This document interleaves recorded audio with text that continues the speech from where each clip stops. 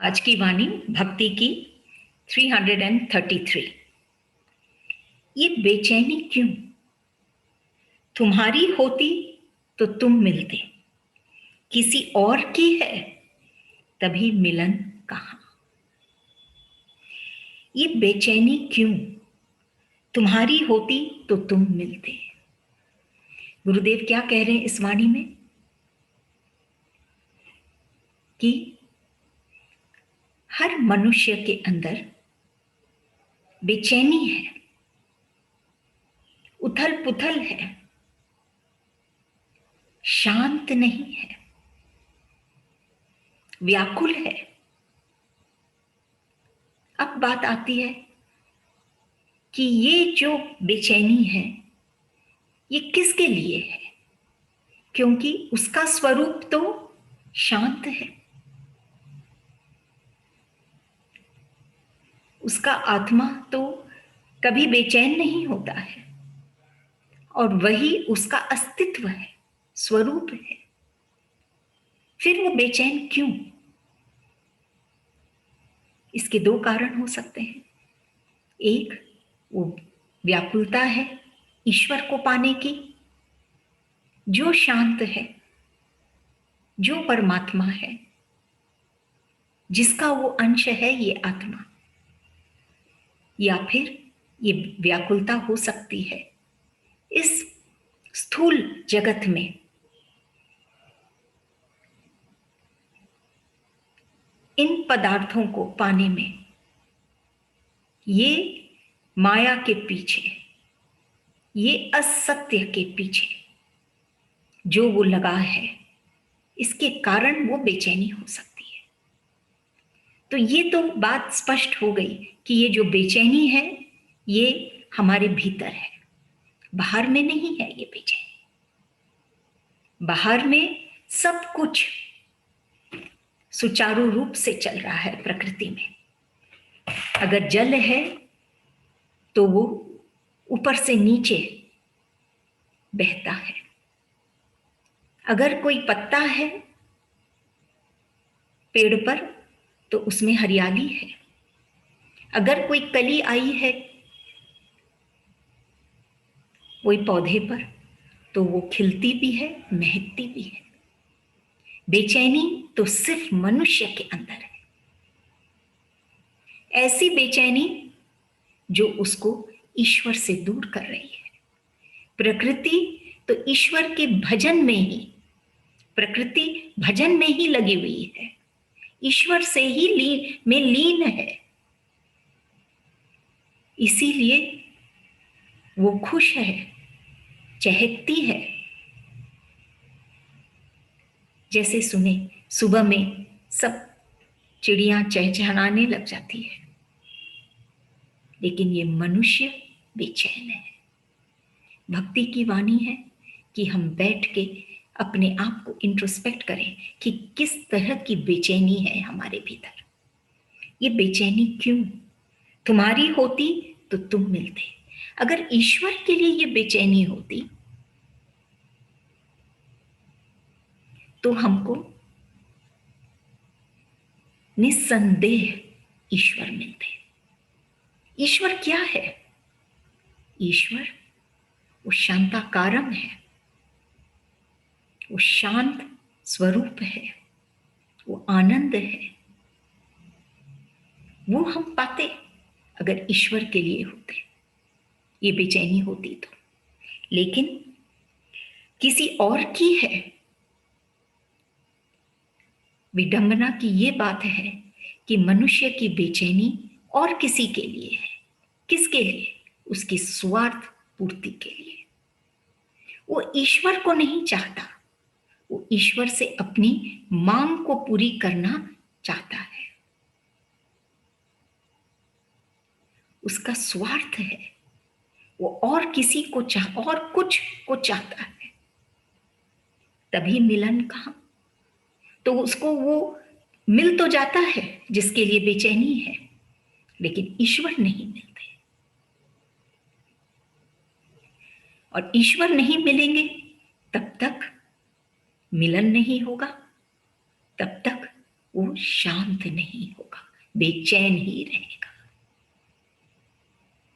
ईश्वर जब मिल जाएंगे उससे, जब उसका योग हो जाएगा ईश्वर से, तब वो इस जीवन का आनंद पाएगा। जैसे कहते हैं कि खाओ पियो मौज करो, ठीक है, ये जीवन मिला है मौज करने, लेकिन ऐसी मौज, ऐसा मजा जो सजा बन जाए, तो फिर उसमें मौज कहां? मौज की दृष्टि गलत है। एक मनुष्य को लगता है कि अगर उसके पास ये सब सुख सुविधा, धन, पदार्थ, नाम, ये सब होगा तो वो मौज में रहेगा, लेकिन ये उसका भ्रम है। मौज तो तब है, मजा तो तब है जीवन का, जब उसके भीतर में वो ईश्वर से मिलन होता है। तो ये मजा सजा नहीं बनती, और ये मजा और आनंद ही देता है, और जीवन जीने की प्रेरणा देता है, उत्साह देता है, उमंग देता है, उसके जीवन में विकास देता है, और वो आनंद ही पाता है। तभी मिलन कहाँ? क्योंकि उसकी बेचैनी गलत दिशा में है, उसके स्वार्थ के लिए है, ईश्वर के मिलन के लिए नहीं। ईश्वर से सिर्फ कुछ उसकी मांग पूरी हो, इस चीज की बेचैनी, इसीलिए वो मांग तो पूरी हो जाती है, लेकिन ईश्वर को वो नहीं पाता है और बेचैन बना रहता है। अगली वाणी 334। प्राण दिए गति दी, गति से दुर्गति बनाई, यह लाभ उठाया। प्राण दिए गति दी, प्राण सिर्फ श्वासों का आना जाना, यही प्राण, या प्राण का कुछ और भी, प्राणों में और भी गहराई है। गति, प्राण तो है, श्वासें तो ले रहे हैं हर मनुष्य, लेकिन उन श्वासों में गति है, आ रहे हैं जा रहे हैं। गति तो तब है जब उसमें विकास हो। गति मतलब आगे बढ़ना। स्थूल में भी हम देखते हैं कि गति भरना मतलब जब वो गाड़ी या वो वाहन आगे बढ़ती है तो हम कहते हैं उसमें गति है। ऐसे ही हमारे भीतर में भी जब हमारे प्राणों में ये गति आना मतलब उसमें विकास होना,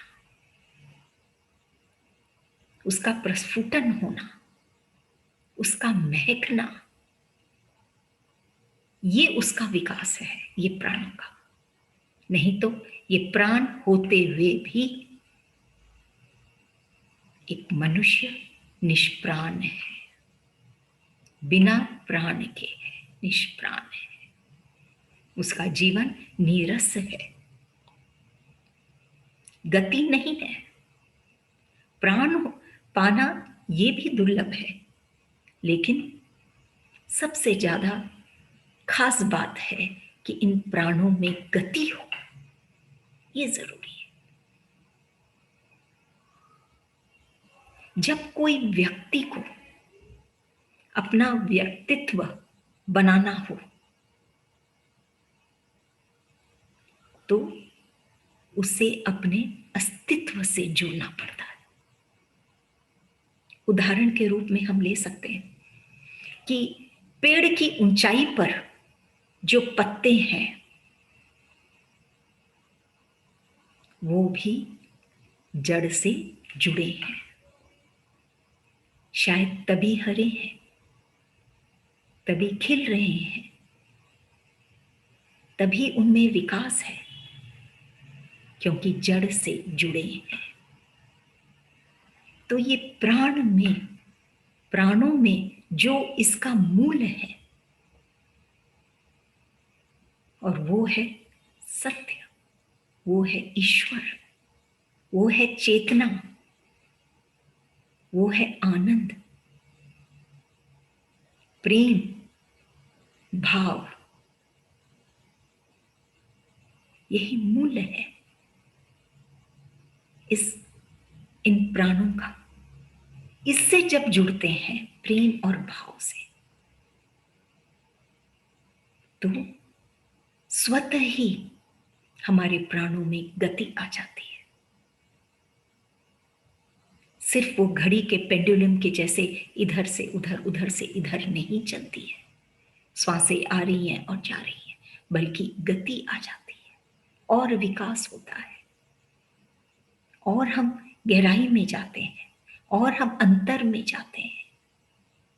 इन प्राणों के गहराई में हम जाएंगे, यहां तक कि हम आत्मा परमात्मा तक पहुंच जाते हैं, जो इन प्राणों का उद्गम स्थान है। तभी गुरुदेव बोलते हैं कि तुमसे चलकर तुम तक पहुंचना, वहीं से हम चलते हैं और वहीं हमको पहुंचना है। तब ये प्राणों में गति है, ये चलना, नहीं तो वहीं रुक जाते हैं ये प्राण, हमको नीरस बना देते हैं। जैसे गड्ढे का जल जो बहता नहीं, वो खराब हो जाता है, वैसे ही ये प्राण पाकर भी हमारा जीवन नीरस हो जाता है और गति से दुर्गति बनाई। गति भी दी थी ईश्वर ने इन प्राणों में, लेकिन उसकी हम दुर्गति कर दी है। मतलब हम ऐसे इस ओर चले जहां हम जाके सिर्फ फंस गए और आगे बढ़ नहीं पाए, बह नहीं पाए। ये प्राणों में जो प्रेम और भाव है, इनको बहना जरूरी है। ये स्वतः ही बहेंगे अगर हम इनको पाएंगे, प्रेम और भाव को। ये स्वतः ही बहेंगे, तब हमारे में गति होगी और दुर्गति नहीं होगी। नहीं तो चले तो थे इस संसार में, लेकिन लक्ष्य ही गलत था। बाहर की ओर चले, जबकि हमारा लक्ष्य हमारे भीतर था। हमारे प्राणों से हमको गति भर के हमको अपने आत्मा तक पहुंचना था, और हम इन प्राणों में गति जो थी उससे हम बाहर हो गए, बाहर की दुनिया में हम चलने लगे, और वहां पर हम सिर्फ दुर्गति ही पाए, क्योंकि आनंद हमारे भीतर है, बाहर नहीं। भीतर जाते, गति पाते, तो बाहर भी अगर हम निकलते संसार में, वो भक्त जब निकलता है संसार में, तो भी उसकी दुर्गति नहीं होती है। अन्य जन की दुर्गति हो जाती है। यह लाभ उठाया, प्राण पाकर, गति पाकर, ये जीवन पाकर, यही लाभ उठाया कि वो कुछ नहीं पाया, निरर्थक हो गया ये जीवन उसका।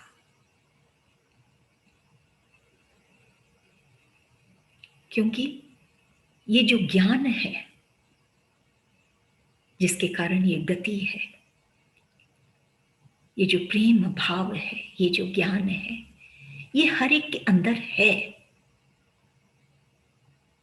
सिर्फ उसको वापस जागृत करने की बात है, याद दिलाने की बात है। जैसे हम एक जो चूल्हा सुबह अगर हम उसको जलाते हैं तो हो सकता है शाम तक वो गर्म हो, सिर्फ उसकी जो ज्योति है वो राख हो जाती है। अब फिर सिर्फ उसको सुलगाने की आवश्यकता है। ऐसे ही ये तन, ये प्राण, प्राणों के अंदर वो गर्मी है, गर्माहट है, वो अग्नि है प्रेम की, वो गर्मी है ज्ञान की, हर एक के अंदर। लेकिन उसको जागृत करने की आवश्यकता है। जो सिर्फ एक संत हमारे प्राणों में जो रहता है, जो समाया हुआ है, वही कर सकता है, उसको वापस सुलगा सकता है कि ये प्रेम भाव ज्ञान जब वापस जागृत होते हैं, जो थे हमारे पास लेकिन सोए हुए थे या खोए हुए थे, उसको वापस जब जागृत कर देते हैं तो हम गति पाते हैं हमारे जीवन में, क्योंकि प्रेम ही प्रकाश है, आगे बढ़ने का एक जरिया है। प्रेम के बिना हम आगे नहीं बढ़ सकते, विकास नहीं होता हमारे जीवन में। हम अपने धन को पाते हैं जिससे हम सुसज्जित हैं, न कि ये भारी धन जो हमको भ्रमित कर रहा है और बेचैन कर रहा है, जो हमारी गति को दुर्गति कर रहा है। ऐसे धन की नहीं, बल्कि वो अनमोल धन की जो हमारे भीतर छिपा हुआ है, सोया हुआ है, वो जागृत होता है। तो प्राण दिए, गति दी, गति से दुर्गति बनाई। भक्ति की वाणी है कि प्रेम भाव में जब तक उससे हम ओतप्रोत नहीं होंगे तब तक इन प्राणों में गति नहीं होगी। प्राण तो होंगे लेकिन निष्प्राण होंगे। हर क्षण जीते जी वो व्यक्ति मरता ही रहता है। कोई उत्साह नहीं, कोई उमंग नहीं, जो कि हम चारों तरफ हमारी प्रकृति में भी देखते हैं, क्योंकि वो अपने इष्ट से जुड़े हैं, उसी का आधार है। कोई नहीं चाहता है उस कली को एक फूल का रूप देने या खिलाने, वो स्वतः ही खिलती है। कैसे? क्योंकि वो सत्य से जुड़ी है, ईश्वर से जुड़ी है, वो चेतना से जुड़ी है, जो उसको वो शक्ति देती है कि वो खिल सके। गति में बेहिसाब शक्ति है। इस शक्ति को जाने कि ये ऐसी शक्ति है गति की जो हमको ईश्वर में बना सकती है।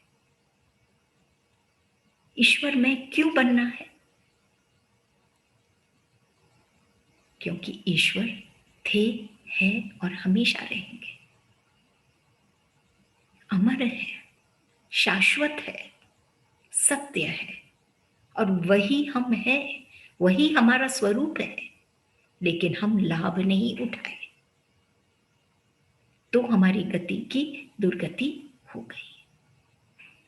अगली वाणी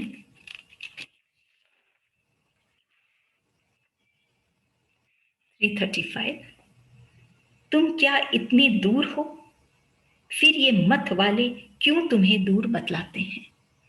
तुम क्या इतनी दूर हो? फिर ये मत वाले क्यों तुम्हें दूर बतलाते हैं?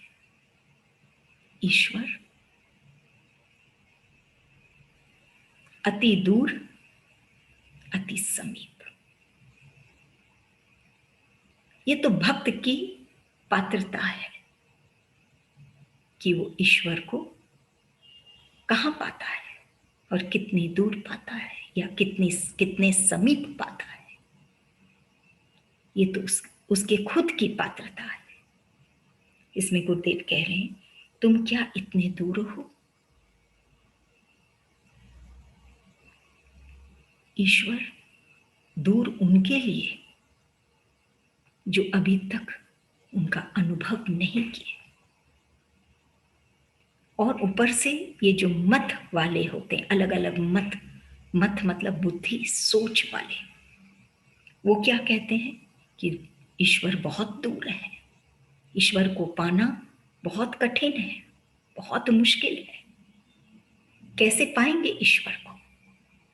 जबकि हमारे सद्गुरु हमको कहते हैं कि ईश्वर तो अति समीप है, सबसे समीप है,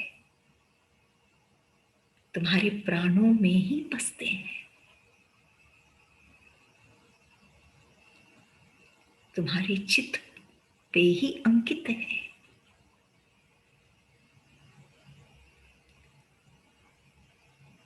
तुम्हारे दिल में ही रमते हैं। ईश्वर दूर नहीं।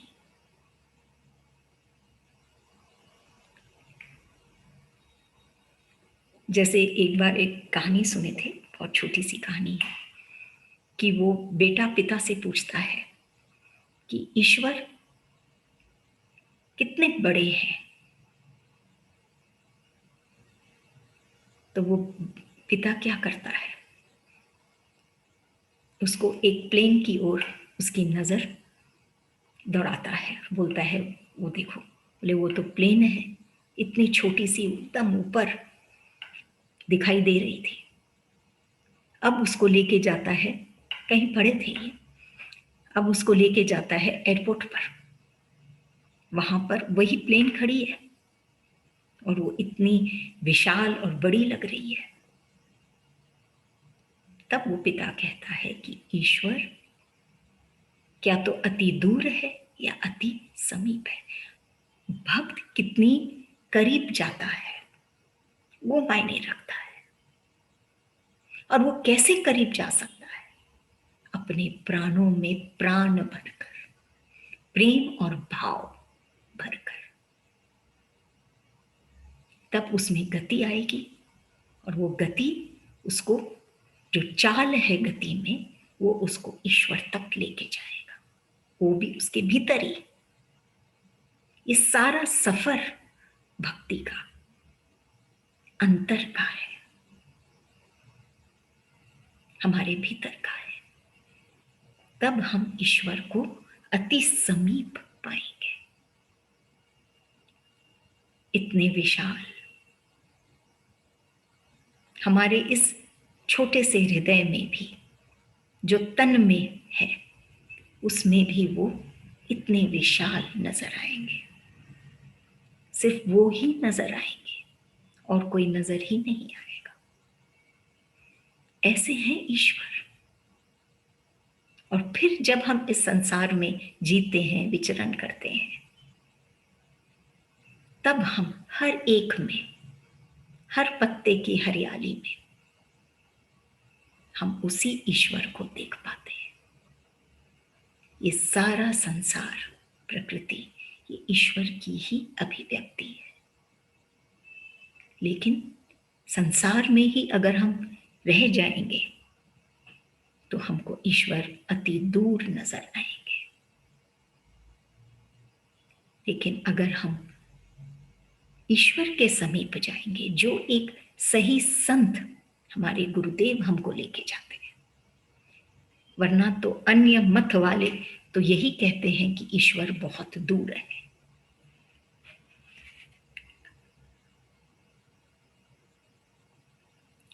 ईश्वर को पाना दुर्लभ है, लेकिन ऐसी कोई बात नहीं। ईश्वर हमारे अति समीप है, हमको सिर्फ हमारे हृदय को खोलना है,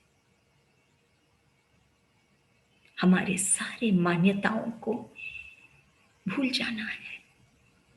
थोड़ा सा हम खोलते हैं, ईश्वर का प्रेम हम पाते हैं, और फिर स्वतः ही और सब कुछ होने लग जाता है, और खास करके जो निरर्थक है वो हटने लग जाता है,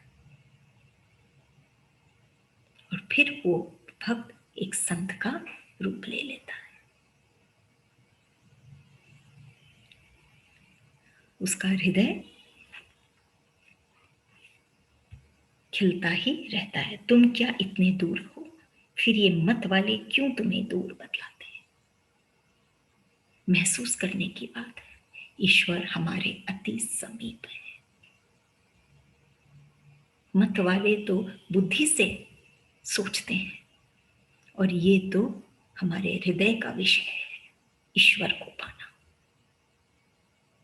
तो हृदय से ही, या हृदय की आंखों से, या मौन होकर ही हम ईश्वर को पा सकते हैं, और कोई बातों से नहीं।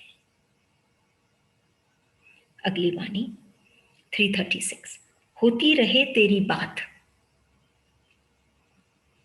यूं ही बीते दिन रात। होती रहे तेरी बात, यूं ही बीते दिन रात।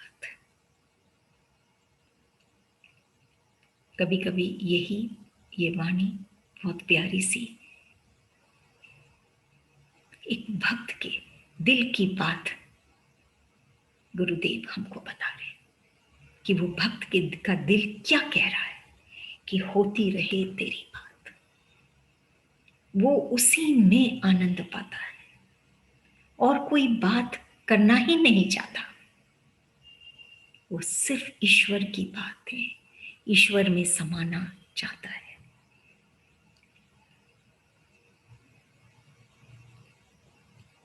यूं ही बीते दिन रात, कि हर क्षण हर समय वो सिर्फ ईश्वर के साथ ही जुड़ा रहे।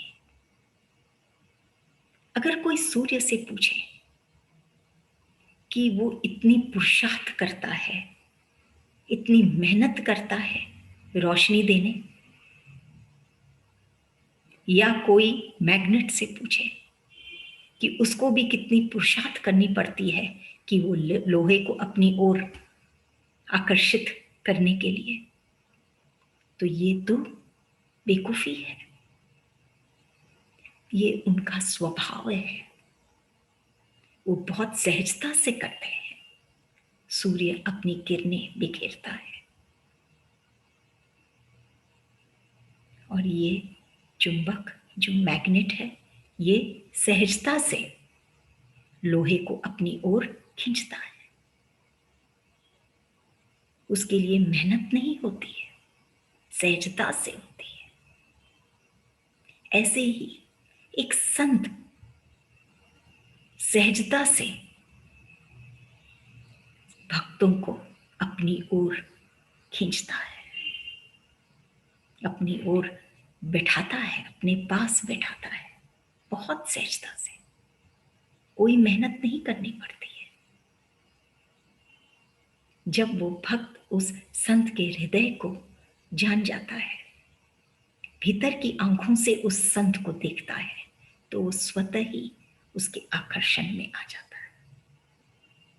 तो जैसे इसमें कह रहे हैं, होती रहे तेरी बात, तब वो ऐसी स्थिति बनती है एक भक्त की, जब वो चाहता है कि हर समय वो उस स्थिति में, क्योंकि उस सहजता से जो ईश्वर से मिल गया है, वो उसका स्वरूप है। जो सहज है वो उसका स्वरूप है, लेकिन हम उसको और कॉम्प्लिकेट कर चुके हैं अपने स्वरूप को। इसीलिए अभी वो सहजता नहीं है, ईश्वर को पाना भी वो सहज नहीं लग रहा है। लेकिन जब वो पा जाता है, तब वो यही चाहता है कि वो हर टाइम, हर वक्त होती रहे ईश्वर की ही बात। वो उसके लिए कठिन नहीं, सहज हो जाता है। यूं ही बीते दिन रात, और कोई बेचैनी नहीं, और कोई इच्छाएं नहीं, और कुछ नहीं। सत्य में सार है, स्वप्न में नहीं।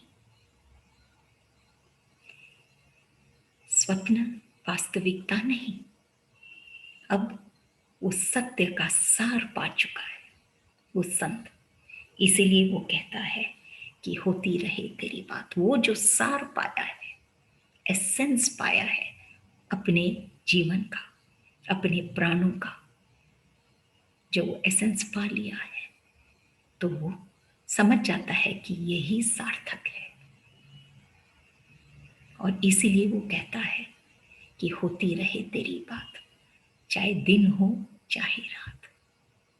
वो एक अलग दुनिया में, इस दुनिया में रहते हुए ही भी वो एक अलग दुनिया में विचरण करता है, जहां इष्ट का प्यार है, जहां इष्ट का भाव है, जिससे उसका भाव भी बढ़ जाता है, उसकी कीमत भी बढ़ जाती है। वो अपनी गति की कीमत करने लग जाता है, प्राणों की कीमत करने लग जाता है। उसको निरर्थक नहीं समझता या उसको सस्ता नहीं समझता, उसकी कीमत करने लग जाता है। तभी वो भक्त ये बात कह सकता है कि होती रहे तेरी बात, यूं ही बीते दिन और